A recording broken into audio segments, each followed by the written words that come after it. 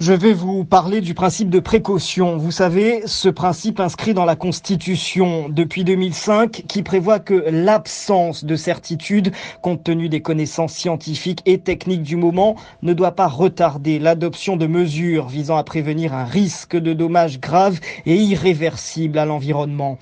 Eh bien moi, un peu comme l'émoticône de WhatsApp, lorsque j'écoute ou observe ce qui se passe en Guadeloupe, j'ai les yeux écarquillés. Et je finis même par me dire qu'un autre texte doit s'appliquer dans mon île, à moins que nous ne soyons tout simplement devenus le terrain d'expérimentation d'un autre principe, celui de la roulette russe. Vous savez, celui qui consiste à introduire une balle dans le barillet d'une arme, de la pointer sur sa tempe, de tirer et de laisser le sort faire le reste. Je ne vois aucune autre explication pour comprendre pourquoi faut-il plus d'une semaine pour alerter l'une des principales communes de l'île de la présence d'une bactérie dans l'eau qui coule au robinet de 19 sections.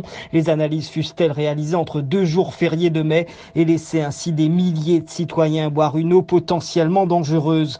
Pas plus que je ne comprends que des questions économiques puissent justifier de laisser une population entière respirer de l'hydrogène sulfuré, de l'ammoniac, 20 autres gaz, dont 10 néfastes pour la santé, ceux issus de la putréfaction des sargasses depuis maintenant 2 mois d'affilée et 7 ans en discontinu, 400 000 personnes prises en tenaille entre des élus locaux sans moyens et sans politique d'anticipation et un État qui n'est plus guère disposé à mettre la main à la poche. Alors ok, politique de la roulette russe, respirons allègrement et laissons le sort décider de notre état de santé.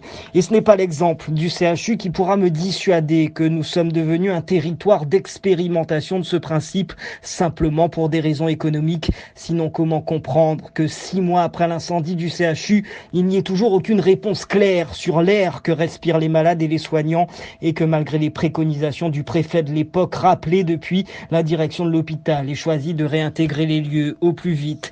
Mais alors, si nous sommes devenus un territoire d'expérimentation du principe de la roulette russe, c'est peut-être que nous avons la mémoire courte, car ce principe, nous l'avons déjà expérimenté pendant près de 20 ans. Et à jouer avec les allumettes, nous nous sommes déjà brûlés au 3e degré. Certains ne sont même désormais plus que des cendres. Les États-Unis avaient mis en garde, interdit sur leur territoire en 1976. Nous avons continué à badigeonner nos terres de chlordécone jusqu'à 1993 et aujourd'hui, nous écoutons ces listes de noms égrenés aux avis d'obsèques partis à 40, 50, 60, 70 ans de cancers divers et variés.